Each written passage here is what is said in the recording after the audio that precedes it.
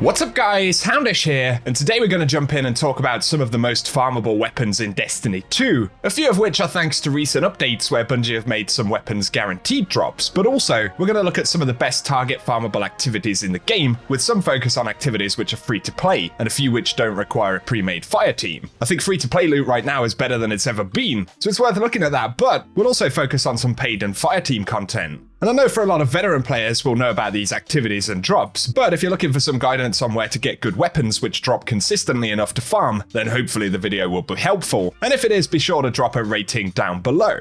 We're going to focus on plenty of accessible content here, and also I'm trying to avoid activities which are going to be sunset after this year, like some of the seasonal stuff. And one which may be news for some veteran players is that we can now farm updated Dreaming City weapons in the Blind Well with guaranteed drops for each run. And of course, looking at the weapons, we can get drops like the rocket launcher that can now roll with chain reaction, but also weapons like the Twilight Oath sniper rifle, the Retold Tale shotgun, and Waking Vigil hand cannon, which are all pretty awesome. And then we've got the Abide the Return sword, the Vouchsafe scout rifle, and Tiger Spite auto rifle. And every time you complete a run of the Blind Well, we can get one of these weapons dropped, so head over to Blind Well in the Dreaming City map, but first, of course, we need Charges of Light in order to activate the event unless one is already taking place, and Charges of Light can be purchased from Petra in the Dreaming City by spending Dark Fragments, which drop in Dreaming City activities. And once you're running Blind Well, farming on tier 1 or 2 will be the fastest way to get drops, as you get one weapon drop per completion regardless of the tier, and so naturally running the lower tiers is going to be faster. But also, a heroic or tier 3 completion will drop an extra piece of loot on the first run every week, so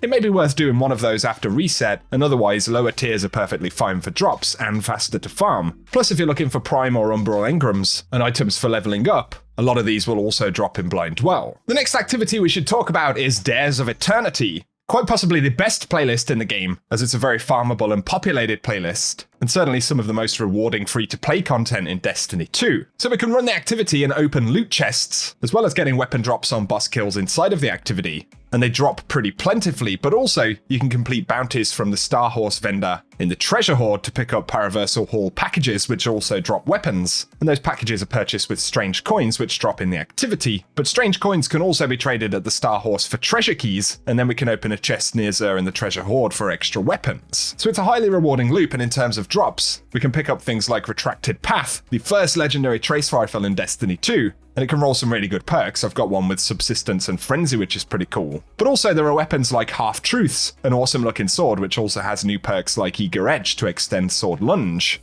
There's also the other half, which is a void version of that sword. And then there are weapons like the Pardon Our Dust, a pretty nice kinetic lightweight grenade launcher, a very Halo-styled BXR-55 Battler pulse rifle, and the Wastelander shotgun. And most of these are weapons themed on Bungie's past games. So definitely worth checking out. Also, I do have separate roll guides for a lot of these weapon sets, so if you want extra details, I'll link those below. And up next, we have another very farmable activity, also free to play, but requiring a team, and that's the Prophecy Dungeon. However, it's definitely worth the effort, as throughout the dungeon you'll see weapons like Darkest Before, which is an absolutely insane PvP pulse rifle in the game at the moment, but there are other things like the Judgment hand cannon and Last Breath auto rifle which are pretty popular. And the Sudden Death shotgun, Swift Verdict sidearm, and Long Walk sniper rifle, with the dungeon being repeat farmable for drops on all of those items. Other fast sources of weapons include the Altars of Sorrow. This event activity on the moon is accessible to free-to-play players, and it's fairly easy to complete as long as plenty of players are in the area. If you struggle to find players, you can simply reload the zone over and over, and it should give you different lobbies each time. And then weapons dropping from the final boss include the Blasphemer shotgun, which is a really nice slug shotgun, and then there's the Apostate sniper rifle, and the Heretic rocket launcher. All of these weapons dropping on a weekly rotation.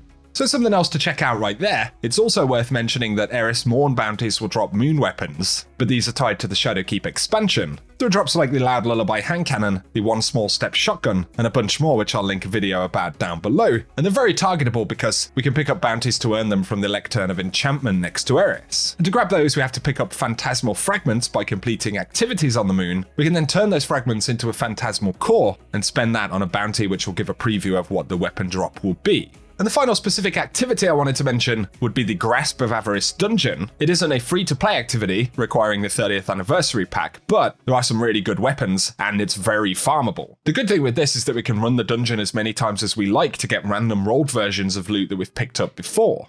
with chances at new loot on the first run on each character per week. And there are classic reprise weapons like the IS Luna from Destiny 1, which is an awesome adaptive frame hand cannon. But there's also the 1000-yard stare sniper rifle, Matador shotgun, and one of the neatest weapons, the Hero of Aegis sword, which can roll with a perk chain reaction that causes enemies killed by the sword to explode. And so it's definitely another one to think about. And those are the main activities and drops I wanted to touch on in this video. Once again, focusing on content that's going to stick around, is very farmable, and also as much of it as possible accessible to solo and free-to-play players, but there are also raids, the Deepstone Crypt and the Vault of Glass, which have some very nice weapons. And then otherwise there are playlist drops and weapons which you find at the gunsmith and via gunsmith packages. These are going to drop fairly easily, but there is a massive loot pool and lots of rolls, so not particularly targetable, and playing the game a lot is the best way to yield decent results in terms of world drops, as it's pure RNG with a lot of possibilities, which is why I thought very repeatable and targetable loot pools would be best for the video. But nonetheless, be sure to keep your eyes on the Gunsmith, Banshee in the tower each Tuesday when the game resets, as he sells a set of weapons with different perks each week, as does Xur, a vendor who spawns in open world locations on Fridays with a selection of exotics and legendaries for sale. All of them worth thinking about if you're after new rewards. Some other things which I was considering adding to this video include the Battlegrounds activity. That's part of Season of the Chosen requiring the Season Pass, but there are some pretty decent weapons. However, the activity is going free to play in February alongside Witch Queen, so it's possible that current weapons will be available from the updated activity. We'll just have to wait and see. Nonetheless though, weapons like the Extraordinary Rendition SMG are really good, as is the Code Duello rocket launcher, and then there's the Far Future Sniper and Imperial Needle Bow. All of those farmable in the Battlegrounds activity, but again bear in mind there will be a change to that once Witch Queen launches. Another mention I was going to make is about Umbral Engrams, but there will also be some kind of change with the Prismatic Recaster and the decoder in the helm when Witch Queen rolls around. And according to the Destiny Content Vault guide, those vendors are being removed completely, so they're either being reworked or are simply going to go away for a while. But bear in mind, especially if you have the season passes for year 4, that via the nodes in the helm you can access engrams for purchase with very targetable rewards. And so that's something else to consider, at least until the Witch Queen drops. But for today guys, that's what we have to speak about, so give us any thoughts you have and definitely let us know in the comment section any activities which you think will be worth running, or any favourite weapon sets that you have. If you are new to the channel, be sure to get subscribed and I can keep you posted with a lot of Destiny 2 content. And again, if you have enjoyed the video today, a rating down below really does help us out on the channel. But otherwise, as always guys, thank you very much for tuning in, and whatever you get up to, I hope you have an awesome day.